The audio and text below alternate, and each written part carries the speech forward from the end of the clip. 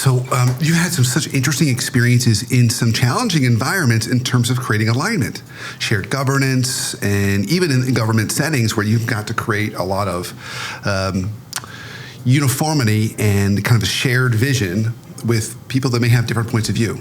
So what have been some of your leadership lessons along the way or learnings along the way? How do we bring people along when maybe they are resistant or you've got lots of folks you've got to bring along?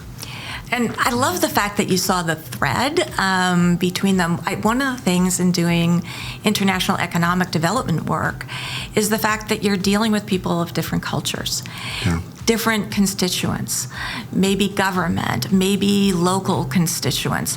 So one of the things you have to do is to find out what is it that they need? How is it that what you are trying to do is responsive to their needs?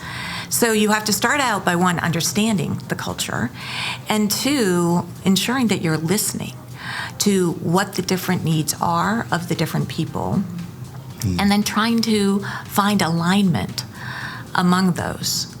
And that is no different than what one does in a higher education environment.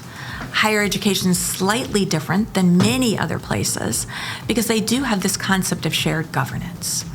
And it is, it's something that is really cherished in higher education.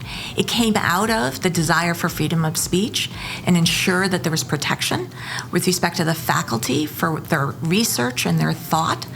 So in higher education, faculty has a real responsibility with respect to what it is that's being taught.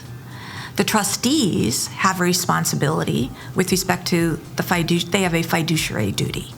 And is it going to be an ongoing institution? The administration has a responsibility for the operations. So and each one of them advises with respect to some of the roles of the other.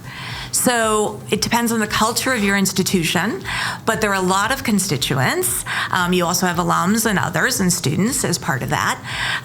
But people have important roles, and they want to ensure that they're respected and they're heard in those roles.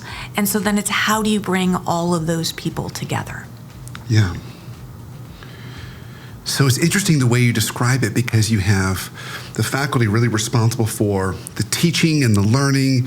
Then you've got the trustees with the fiduciary responsibility, and then you've got the operational responsibility, and everyone has a say to a certain degree with everyone else. So everyone else is in each other's kitchen giving opinions on how you're cooking that meal. Absolutely. Which can be helpful, can also be challenging at times.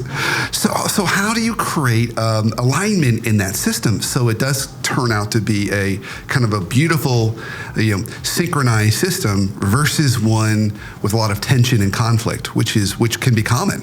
What are some of the tricks as a leader to make that work? Well, I would say it's something I'm still working on, and I think every president is always working on. But I really do believe that one of the most important parts is focusing on mission.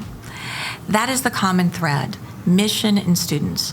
That's what we're there for. That's what we have to remind ourselves of.